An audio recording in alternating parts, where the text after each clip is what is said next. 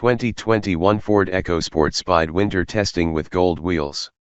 The Ford EcoSport may be as new as baby grow to the American customers, but it's been around for quite some time. The current generation dates back to 2012, when it was introduced in Brazil, so it's due for a makeover.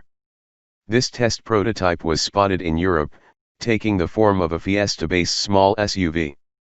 And we do mean small. The footprint looks tiny compared to rivals that supposedly also occupy the subcompact segment. The platform itself isn't going to change massively, as the old EcoSport was also Fiesta-based. And because Ford pulled the small hatchback from the American market, making development money tight, you've got virtually the same underpinning as over a decade ago.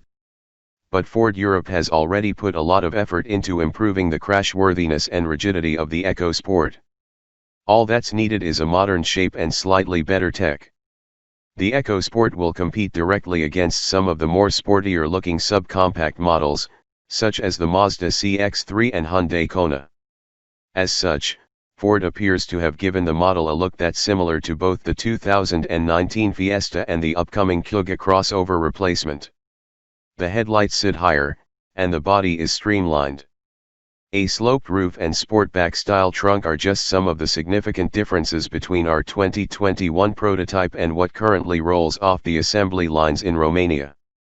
Of course, the engine should be carried over, with the 1.0-liter EcoBoost still forming the bulk of the sales with its outputs ranging from 85 to 140 HP.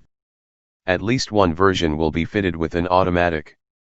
And as a sort of vestigial appendix from the American cousin, some Europeans will be able to have a 2-liter with AWD.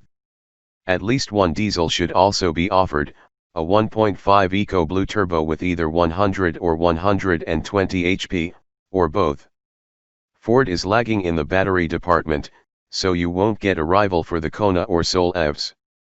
The interior should be similar in some ways to the current model, as Ford just switched to the Sync 3 tablet.